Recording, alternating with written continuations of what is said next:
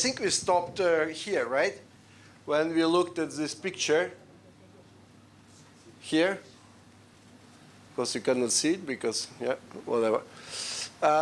And you could see literally that during universe evolution, if you normalize your time in units of this de Broglie, whatever, Compton wavelengths, the wall becomes just one big wall, and then tiny bits which are collapsing. Okay. So the interesting thing is one can make distribution. You know, one can look, because it's numerical simulation, one can look what is the area sitting in small walls and what is the area sitting in large wall. And you see, this is the area, so A is area, n times A is n is number of walls, and A is area in them. So you see, it's a huge wall with huge surface. So just this peak on the right, that's the biggest wall there. So, and it stays there basically, it's kind of dominant source. And you see, you can also do it for thermal initial conditions. And you should pay attention that this is log plot, right? So therefore, it's really 10 power 4 versus 10 power 3. So it's like orders of magnitude more surface there. So see, for thermal conditions, it's slightly different. In particular, at the beginning, the distribution was killed in IR already, right? And vacuum, it was not the case. Now, what we see, it's actually quite an interesting story, is that at the end, when you enter what is called scaling regime, the number of, basically, the surface in closed walls is only 1% of the surface in this one big wall, okay, which was in the whole volume of the universe, in the whole Hubble volume. Good. So the point is, as I showed you, one expects that energy density for domain walls, it's actually sigma h, correct? So now the point is you can make estimation what it is. So basically, if in reality you do have the sigma h, right, then this rho, which is there divided by sigma h, would be constant. Here it's the coefficient 2, just because h in radiation-dominated universe is 1 over 2t, right? So therefore, we multiply it with 2 in order to just have time of the simulation, right? So then what it is, it's then something very easy, right? Because what remains is basically surface divided by AV, right?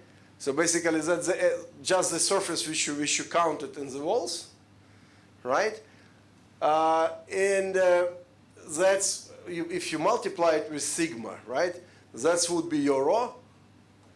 Then you divide by h, so therefore there is this t. And then you want to look that it's really not the whole energy, but energy density. So therefore, you would need to divide by volume, where you see volume has 1A difference, right? So basically, because this A and V, they are co-moving, volume and surface. So therefore, there is a practical way to calculate what is this ratio, okay? And if you look at this ratio, so what it becomes, as you see during evolution, it evolves to constant, okay? But what is interesting is this constant is not the same. It depends on initial conditions. So whether you are in thermal or in vacuum. So in vacuum, somehow, this constant is larger. And you see what we don't know, maybe these curves, they continue here very, very slowly, logarithmically, and somewhere they merge. That we cannot say, right? That we don't know. But at least that this constant appears, that's a fact. And you see what's interesting, if you make proper perspective, right? So you put the points at the beginning, right? You understand that, oh, indeed, they were like really huge differences. You see, like, I don't know whether, okay, you cannot see. I don't have a pointer in the Zoom. But basically, you see that at the beginning, at early times, this thing can be whatever. and then it quickly evolves to basically these two lines, which are basically, okay, maybe there is some log, but in reality, that's what it is. And you see the moment when it happens looks like, naively at least, as a kind of 5%. So basically the story is how to understand the scaling regime is the following. You have a system of this network, of this walls, like kind of these cells in the whole universe. And now, if you operate on scales which are larger than the thickness of the wall, then suddenly the only parameter we have is time. Okay? So therefore, they scale with time. And if you have allegedly 5%, that's okay. But now we are not sure, by the way, about this estimation, but at least that's what it looked in this paper at that time. So now the point is you can also estimate gravitational waves which are produced from the system. Okay? So gravitational waves, as Shinji just reviewed, is this HIK component in cosmological perturbations, and you can immediately put a condition on this HIK that it's a true tensor. So it's basically doesn't have a divergence and doesn't have a trace. And now what you do, you plug it into your equations, and you obtain this equation of motion for this component, for this HIK. And you see it's a source, so here I'm using units 8 pi g Newton equal 1, so there's just 2 over there. And what you see, there is this delta T I K component. Okay? So that's how these gravitational waves are sourced. And it's very easy to estimate what are these. This estimation is very nice. So look, delta T I K, we are talking about just normal scalar field. Do you remember what's the energy momentum tensor for normal scalar field? It's something super easy. So namely, T mu nu is d mu phi, d nu phi, minus j mu nu, and then here 1/2 d phi squared minus v of phi. But you see, what we care there, it's only A, purely special part, and B, this should be an isotropic part, right? So therefore, traces, we don't care about traces. So therefore, this part, we can neglect. So the only thing what remains is this di phi, dk phi, with purely special indices, okay? And now you can estimate how big is this anisotropic stress there. And it's actually a funny estimation. Take gradient, exactly as we estimated before. What's the gradient? Eta divided by L, right? Where L is the thickness of the wall. This is gradient square, so therefore it's eta divided by L squared.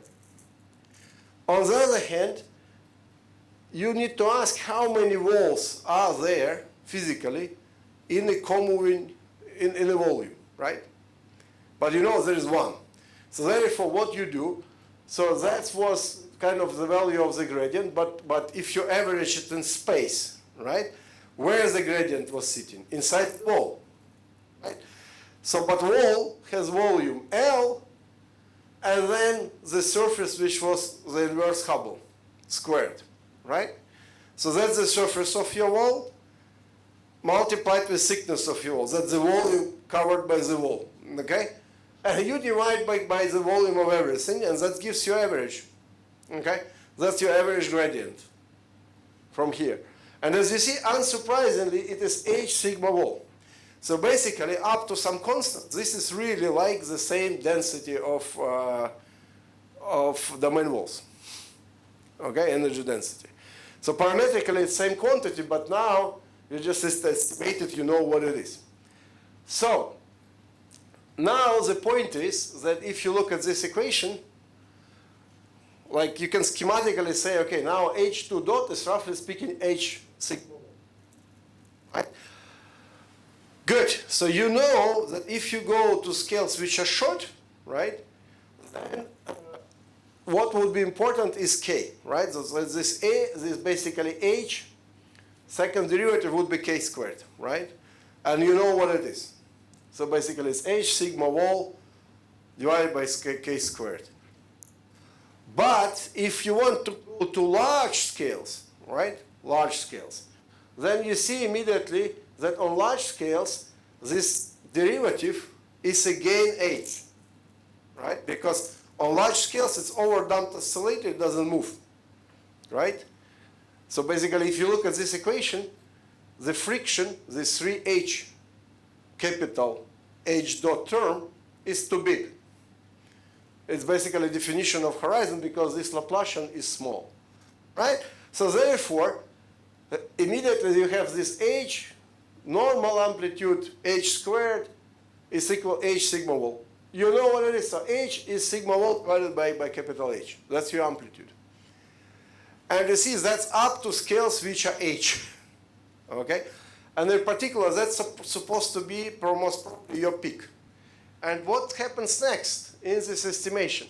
You plug in the same formula what Shinji showed us, that energy density of this gravitational waves, but you see, in my case, 8 pi g Newton is 1, right? It's 1/4, and then this time derivative average in time.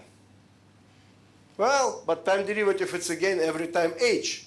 So therefore, what I get is h squared capital small h squared, and it's approximately the same thing as tension of the wall. But this is something very, very, very peculiar, because that implies that you have energy density in gravitational waves which is constant. You see, normal radiation should do what? Guys, what should normal radiation do if I have energy density for normal radiation? It should decay like a to the 4, right? But here, you constantly produce more and more and more and more, and therefore this gravitational wave energy density stays constant, which is completely hilarious. And that's why, by the way, it's an interesting source for gravitational waves. You can also estimate it in, like abusing Einstein formula for quadrupole momentum. This is not correct by many means because this formula is only valid in wave zone. It's only valid for non-relativistic sources, and our sources are relativistic, and we are not in wave zone, we are inside of this body which is shaking and producing these waves. But yet, you know, you can still, like following these guys, you can still, by the way, this is a very good paper, read it if you want to know more. You can just estimate it. Okay, the quadrupole moment is the mass, radius squared, radius is 1/h, so therefore you know what the quadrupole is. Then mass is sigma wall divided by h squared, right? Because this is again sigma multiplied with surface. And then you know what it is, because you see now you take this formula, mass divided by h squared. But mass itself was sigma divided by h squared too, right? And then you see this is power, so power you need to multiply it with time and multiply it with h cubed in order to get energy density, because you divide by volume, right? So T is again 1/h in that case, and what it turns out to be is that basically every time you take a derivative and so on, all these h's, they will cancel. And what you have, it's again constant effect. That's another way to understand that it's constant. And roughly speaking, your peak frequency is Hubble, okay? Because think of the following way, that frequency is inverse time, right? Hubble is inverse time too. Good. So now the point is that if you set that your frequency is inverse Hubble at the moment of emission, then actually, right, you know what's your frequency now. And that will be given by this, you see, h at the moment of emission, and then redshift factor. Correct? This A, which is at the moment of emission, and A now. Okay? That's just how this frequency redshifts. So what is great? 1 basically h at the moment of emission, if it is a radiation-dominated universe, was t squared. Correct? But A initial at the moment of emission, if you want, it's 1/t. Right? So therefore, you immediately know that if you measure these stochastic gravitational waves now with some frequency, the earlier they emitted, they are proportional to just temperature at emission. So the earlier they emit it, the higher is the frequency. Okay? So basically, you can really measure the temperature of the universe, which was there at the moment when this domain walls were emitting new gravitational waves. So if you plug in numbers, then you see it's kind of, you can use this entropy formula or whatever.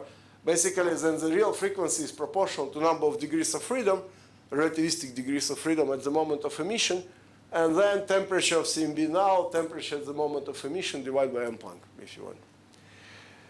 Good.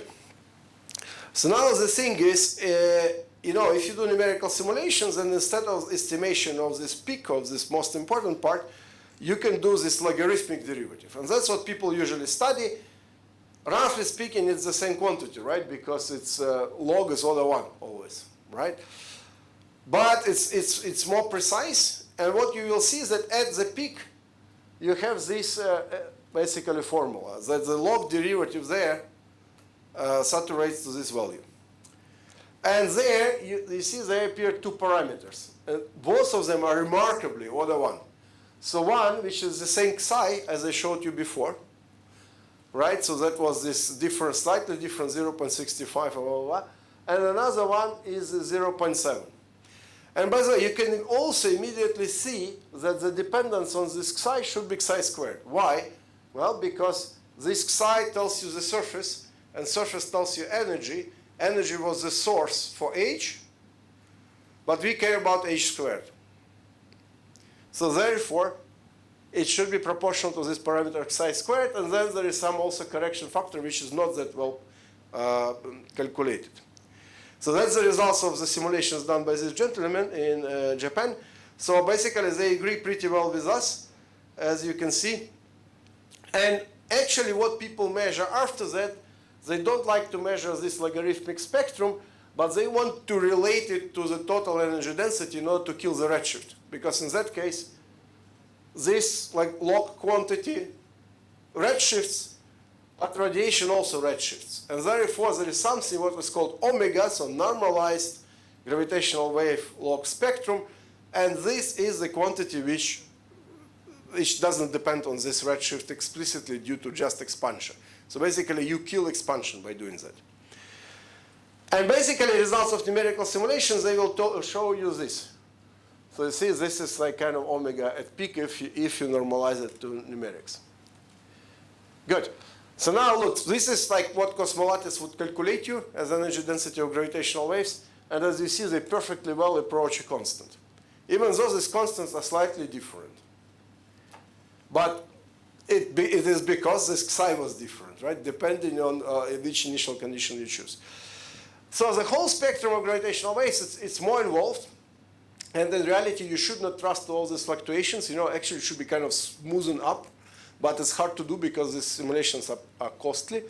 And basically, the story is there are kind of a lot of papers. And some of them agree more, some not. So basically, what you see is that the peak frequency, estimated from there, you see this small diamond, it's position of the Hubble. Okay? So somehow, Hubble is slightly more to high frequency, right? The peak is not at Hubble, but slightly more in IR. So it seems that there is some, this process has some kind of delay a bit. A bit of more viscosity. And then on the right, you have the star. The star is the position of the thickness of the wall in terms of momentum. And of course, these walls, they don't generate anything on scales shorter than the thickness because, they disappear. They don't care about it. So therefore, in UV, there is an exponential cut. You go down, there is nothing. And in IR, there is this peak by Hubble, and then it goes down. The interesting thing is you can look numerically, how does it look like? But first of all, it turns out that the value at the peak for vacuum initial conditions and thermal initial conditions can be actually quite different by factor 1.7. So for some experiments, we are approaching the era of more precise cosmology and more precise gravitational wave estimations. So that can be substantial, actually, or at least not completely irrelevant. And then what we're also doing, we looked at, the spectral index, if you want, in UV from the peak and in IR from the peak. And then what you can see immediately is that the IR peak is 2.7 at early times. Why we take early times? Because we want to take early IR, because later it's contaminated by things which are emitted later in times. And then this 13 is roughly the moment when you establish scaling. So therefore, on the right, so basically in UV, we want to see how basically the spectral index look like. You see, it's quite hard, so it's 1.5. So it's getting down quite fast. At least that's what we saw in 2024. And then for thermal, it's the same thing, 2.87, sorry, and kind of similar value. You know, don't pay too much attention to this mistake. I mean, like errors which provide, because still, you know, we don't have that many simulations. It's basically fitting errors, but fitting is not important. So look, what is very nice is that this n plus is constantly close to what is called causality tail. So why it is important? Because formally speaking, if you take a limit and go infinite IR, right? So basically frequency going to 0 or k going to 0. And you see it's also log plot, right? So basically it's like really you go there. In that case, what happened is the following, that at some moment you probe both, which were not causally connected, which are kind of generated but from not connected anisotropic stress, okay? And for such modes, this anisotropic stress actually had only white noise.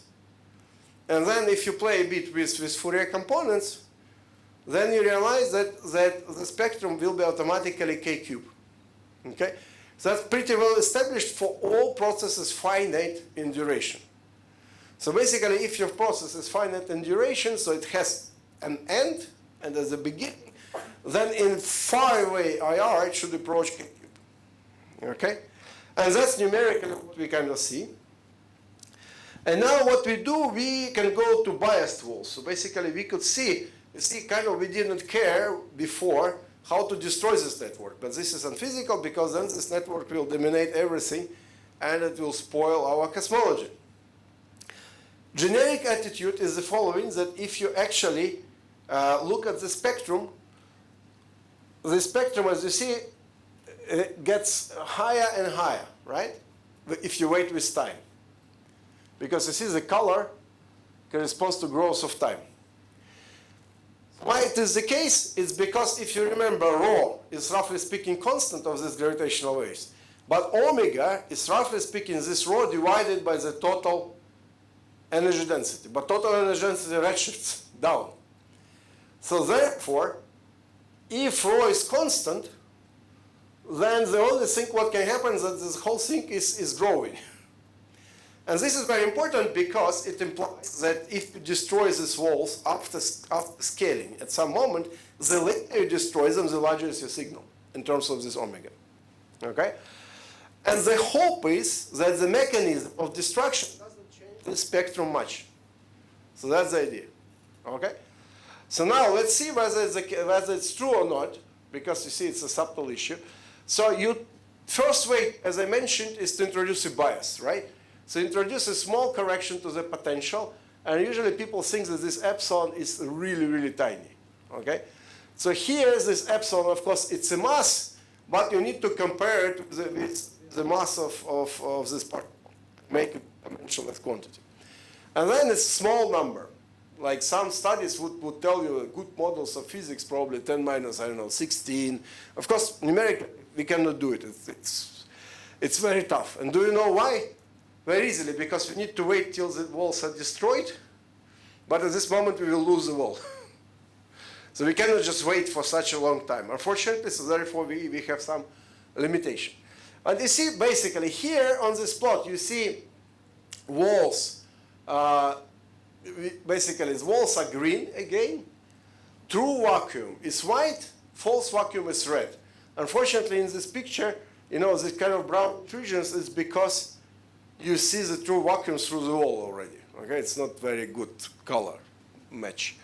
But basically, at the end, you see that the walls completely disappear. They all collapse into small bites, and they all disappear. And you see, we were studying first, again, these conditions which are kind of standard, let's say vacuum, and then, so this is for vacuum, and then you can also think that if it is an attractor, you should not care about these initial conditions. So therefore, we put some artificial function, you know, which kind of takes care for this initial stochastic distribution. Okay, and then what turns out to be quite interesting is that basically you can introduce the fraction of false vacuum and try to measure the moment of annihilation as basically disappearance of this false vacuum, okay? And for that, you introduce the coefficient, basically its exponent, and then it's like decay of radioactive particles. Then there is some power, right? This conformal time divided by time of annihilation. So basically, if I reach time of annihilation, I have only, well, 1/2 of exponent, right? So basically, that's standard half decay, what is called. So funny enough, as you see, this P numerically turns out to be, roughly speaking, 3. 3.3, blah, blah, blah. But this is a result of a fit. Would be super interesting to find analytically why it is the case. Nobody knows. Some people say that there are some ideas about from percolation theory, blah, blah, blah. But in reality, we don't know. Then the point is how to introduce bias. So bias is the difference between potential values in 2 points, right? In true vacuum and in false one.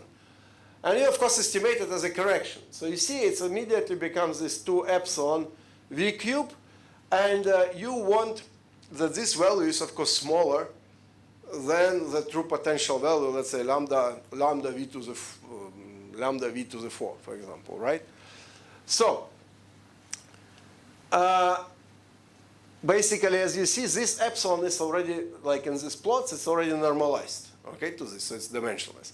But it's not that small. You see, it's still like 3% what we do, 2%, and it's very tough, very tough.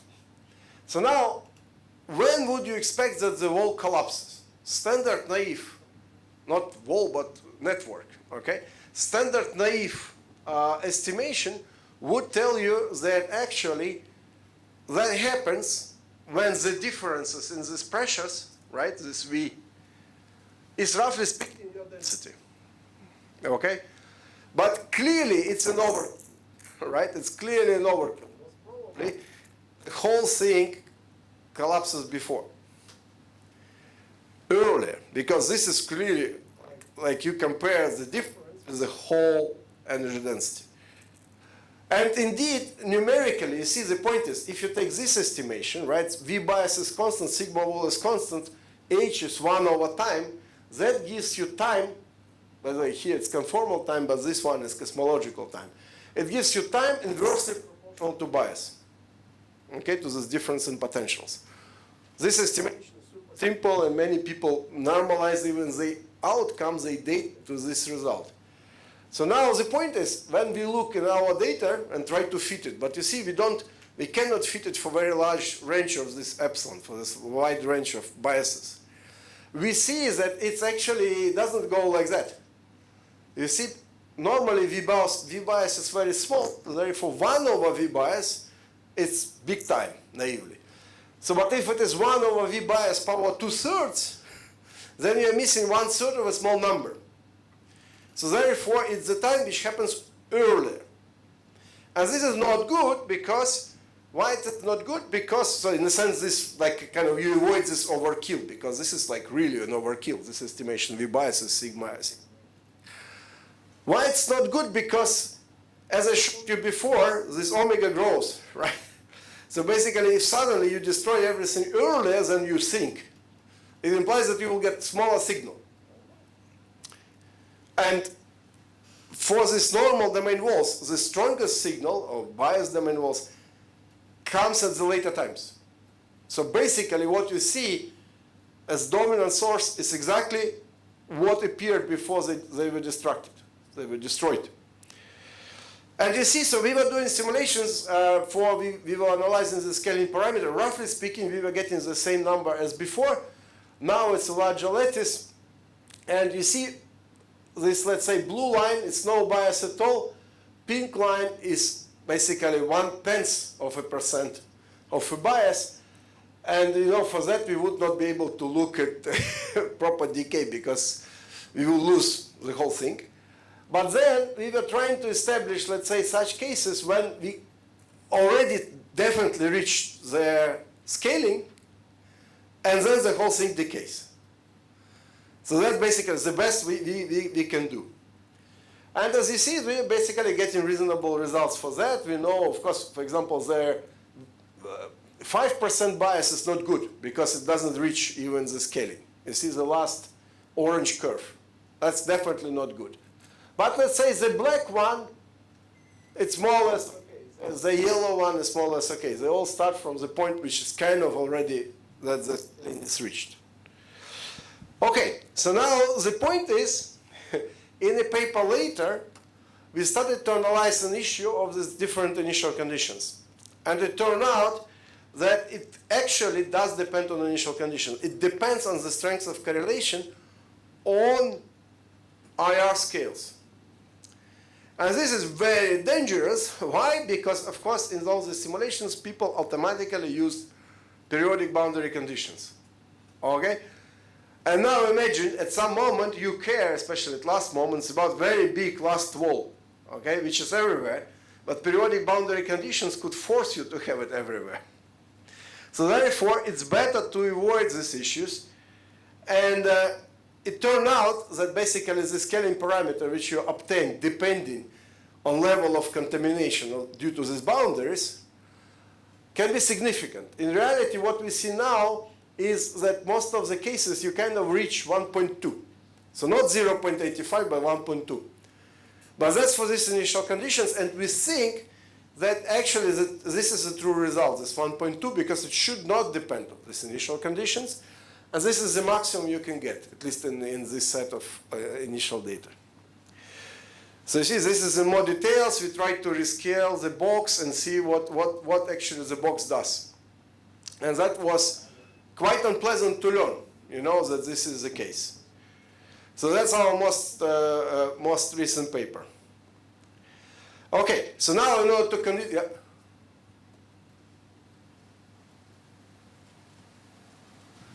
Okay, so on the last slide, the ratio you are taking, is it something like likelihood to evidence? Like what? Likelihood to evidence ratio? No, we were not doing likelihood. It's just, you see, we were just trying to do the following. We have some initial data, okay. Stochastic. Okay. We select out of and some solutions and plot what happens. Okay. And then we see that actually this result does depend on this parameter. So you see, basically it's one parameter family of solutions. Okay. And for some of them, IR fluctuations were very small. So therefore, there it's easier to expect that the boundary does not change how the scaling appears or disappears. Okay. Because just everything is killed there. So they're not correlated at the initial moment of time. But yeah, it turned out that you see these are quite significantly different values. Okay, order 1. And 1.2 was the maximum. That's when you are super, definitely not correlated in the best case. Okay? So that's the thing. So the pairs are independently correlated? Sorry? Those pairs, the ratio basically. No, this 2-point function, right? Yeah. This 2-point function on scales of the box has very small correlation, so it's like killed, basically, almost. Okay. Right? So in that sense, that's our hope. So if the whole thing does not depend, if it is ripple and attractor, and it does not depend on initial data, then it's better to kill correlations on scale of the box.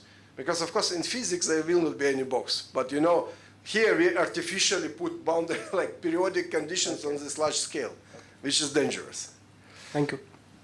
So basically, you can see that if you plot the value of this parameter at conformal time 15, the larger is this parameter, the less is surface, roughly speaking. The less is this. So this alpha was controlling how much are you correlated, And if at the very beginning you are strongly correlated, this parameter is small. If you are not correlated, or much less correlated, this parameter is 1.2. And somehow high it doesn't go. But this is already kind of an unpleasant situation. And you see, we obtained kind of similar spectra, so now they're already on 2000 grid. You see, we improved. The results are kind of similar, though. The thing is what is basically, of course, you see what would be kind of causal tail, but it's, actually becomes much softer. And so this is for small bias, and this is for large bias, okay? And then what you will see is that for large bias, you see, you kind of look a bit easier, so therefore you could see that it's again 2.4.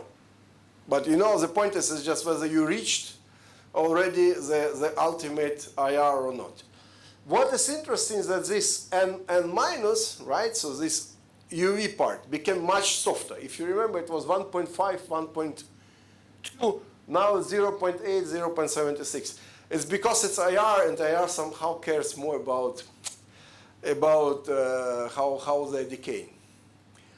Another thing is, you see, we were plotting it all for different times, but you see the spectral does not change anymore. That's important. So we check that what we see, it's really the final result. It's not like there's still no more alternation.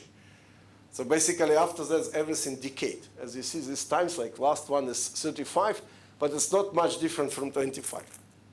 That was very important. Okay, and here we're kind of slightly, disagreeing with some of the guys, but I think with Batty and company we kind of agree. But some other groups, Rampierre and company and Ariol, we don't agree with them regarding this. Because now we kind of naively from physics could expect that this n minus should be actually -1. But now we don't see it. And you see it's a big difference between if you introduce this bias or you don't. Another interesting thing is that large bias would correspond to smaller number, 0.76. Smaller bias corresponds to 0.83. So basically one can expect maybe if the bias goes to small values, then this value would stabilize to -1. Well, regarding peak, nothing substantial. You see that was 0.7, now it's 0.6. Okay, this is like not a big deal. So this is the plot showing you that the peak really depends on psi squared, and you can fit how much. And this is another basically spectral, but already now for these artificial initial conditions when you kill everything, okay? And here you can see that now this is most recent results. So previous one was from previous paper, and this one is from this September. And we use larger lattice, you see 2048, with these conditions, and suddenly you see that in IR we had this NIR, it's an N plus, right? So it's 2.8, 2.9, 2.93. So basically we are really well now in this IR regime. And for N UV, we are getting like slightly different values depending on these conditions which we put. Okay, good. So basically the thing is, if you put the numbers and try to fit the simulation, and you say what's the peak frequency, then the peak frequency normalized to what would be for nanograph has this form. And what is important? So our omega peak is then proportional to 1/epsilon power of 4/3, where epsilon is the bias. Whereas these people, even though in their simulations, they kind of see similar thing, at least looking at the pictures that look like that, they still normalize the data to 1/epsilon squared. And see, because epsilon is very small, that can be like create a really substantial difference. Why it is important? Because you can make the simulations only for some ranges of these epsilons, right? You cannot make it for physically relevant epsilons. And then you think that the results you obtained are valid for epsilons which are by far smaller. So it's a huge, actually, extrapolation. And you know, there, if for small epsilons, our answers are not that different. But I mean, small epsilons, but I mean in this range. For tremendous small epsilon, it's tremendously different. That's very important. Okay. So now, if I go, so how much time do I have? I'm done.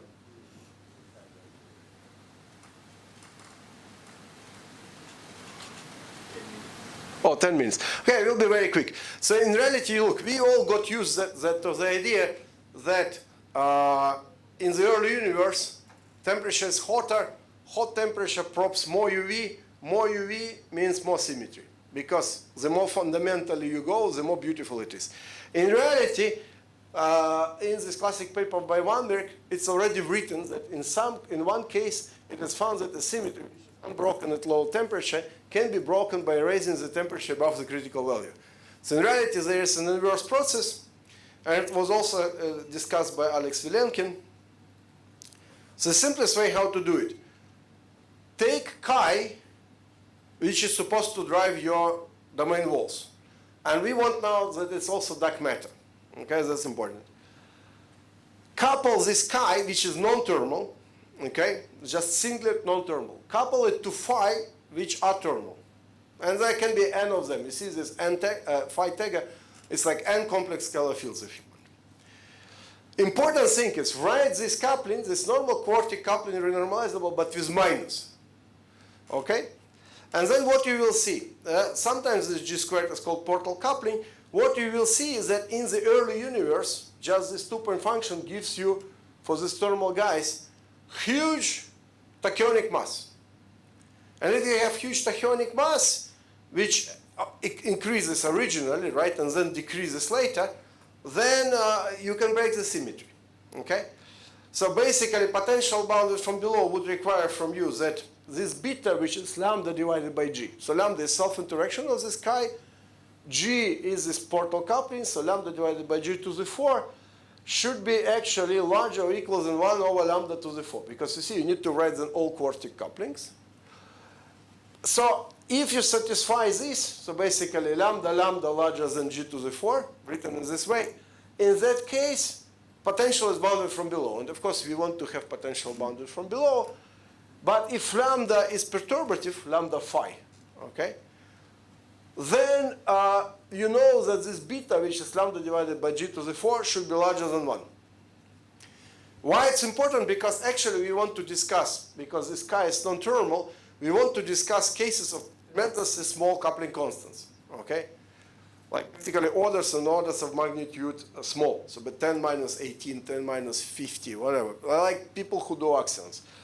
And it's nice that we have one constant, which is a combination out of previous one, which is actually at least order 1, but can be large, but cannot be small.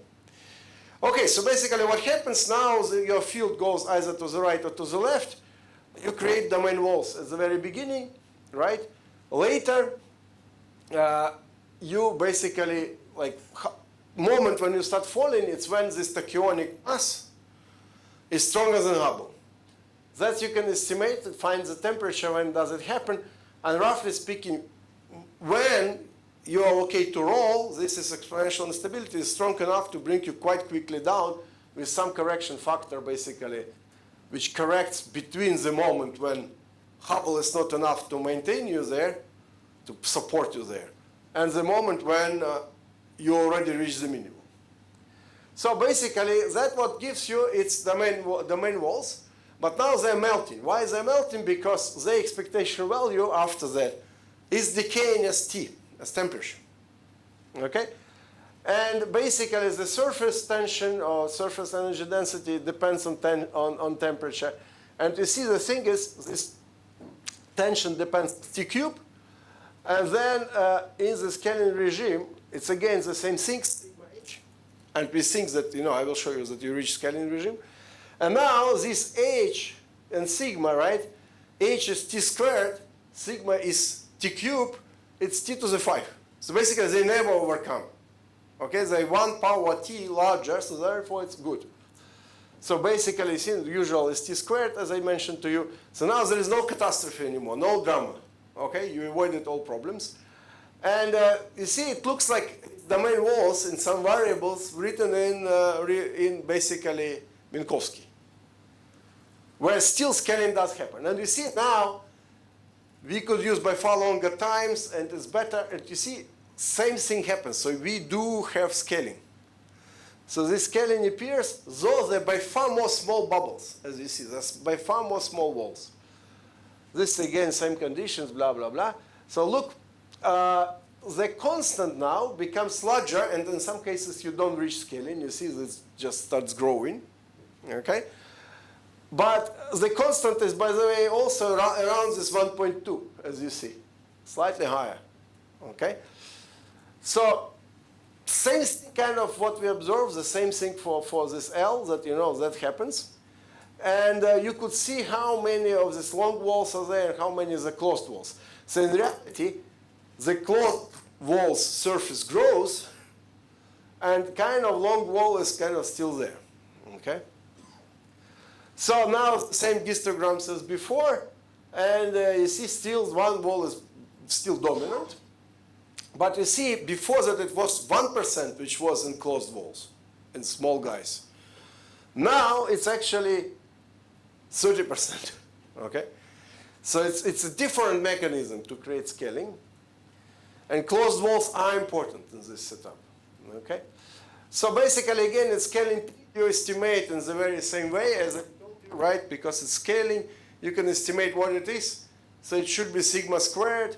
Now you divide by t to the 4 because you have rho total, right? So it's sigma squared divided by rho total. So basically, this omega scales as temperature squared or as frequency now squared, okay? So that implies the earlier you look, it's the opposite effect. The earlier you look, the larger is the signal, okay?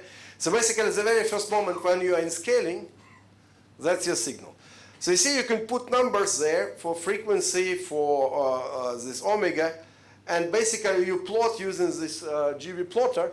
You plot where this model can be regarding, sensitivity curves for different experiments. LISA, DSIGO, Einstein telescope, and this is our plot from 2021. We were already writing about IPTA.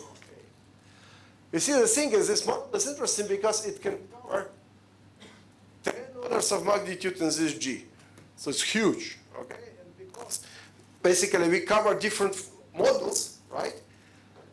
Because it's different parameter. Because of different models, we either reveal this phase of this stuff in IPTAs and pulsar timing arrays, including nonograph, or maybe in Einstein telescope. And then you see what happens next is that, well, you can estimate because of this property that it's f squared, you would know that also the actually the power should be squared, okay? So basically, of course, the very ultimate IR is power 3, but intermediate IR should be power 2. And we have done numerical simulations, and that, by the way, is kind of what we saw. But again, we didn't have enough time. So maybe this 1.6, it's may appear to be 2 if you do it longer. But at least our indication, if you compare the spectral, it's softer. Okay? So it doesn't go down as k cube. It's like it stays longer. Okay. So basically, then the thing is, if you compare it with nanograph, okay, and this is one of the telescopes, this Green Bank 100-meter telescope, which actually is one of the radio telescopes measuring these pulsars. So then, if you work in the parameterization of nanograph, you will see that this spectral index they report is actually 2. Okay, in their notation, it's actually 3, right? But in humane notation, because it's gamma, right? But in humane notation, it's 2. And as you see, so basically this green circle and blue circle is what nanograph reports. The orange one and the violet one, that's what supermassive black holes would give you. As you see, it's not very close. And like you can fit it like what we have done with Samantha Rome and company. And you see, the thing is, usual domain walls in IR You see now, how big is the distance between IR and not IR? That's important. But had you thought about just pure scaling and IR regime, as you see here, it's growing, right? Then normal domain walls would not fit. We are not sure, because we need to. It turned out that the spectrum is much softer, and this F cube is far away. Okay, but at least these domain walls are perfect. And you see, our naive expectation was 2. 2 would imply gamma 3. That's fantastic. Now in numerics we saw 1.6. It's even better. Okay, so basically that would be your numerically obtained melting domain walls. Sounds like a perfect match for nanograph. And then what happens. Can I speak for 5 more minutes, 2 more minutes, whatever? So basically what happens, you can also create whole dark matter, which is funny, because you start from this minimum, right? But the minimum moves towards to restore the symmetry. And then at some moment, it moves too fast. Think about an oscillator where the frequency changes, and you see this is the motion, and then at some moment you would violate the adiabatic approximation. Well, what happens when you violate the adiabatic approximation? Before that, the field was sitting in the minimum was moving back. At some moment, minimum moves too fast. And the field detaches. And that's the moment when you basically establish original oscillations for the field. And then it's normal axion-like dark matter. So light field which oscillates, and then after that it redshifts to 1 over A cube. Standard way. But here, contrary to axion misalignment, it's thermal. So we know when it happens, because it's completely dictated by temperature. And you see, this basically, you can rewrite it as kind of dimensionless equation with one parameter, which is the mass divided by 2 Hubble. And it's kind of like WQB. You can plot all of them in one plot. So you see, you first appear very high value. So that's your, so basically that's your beginning. Then you run down, and then you start oscillating. So basically, this part is your dark matter. Okay, and by doing that, you can generate huge number of dark matter, right? Exactly what you need for the whole universe. And you see, these are the masses which you can use. And this is the coupling constants. The point is, usually the mechanisms for very low masses is this freeze-in. But this whole white region is below freezing, so you are lower. So suddenly, it turns out that due to this particularity of this coupling and this inverse phase transition, you can create dark matter for super small coupling constants. Okay? And on top, out of this dark matter which you create, these models, this green stripe can have observational gravitational waves. And still, this green stripe is big. It's a lot.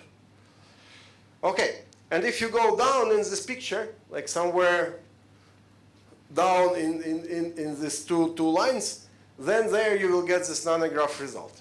Okay? So what is great, finally, is that if you put this up to nanograph and be more careful with peak frequency, blah, blah, blah, you obtain exactly that the mass should be 10 minus 12 eV. Okay?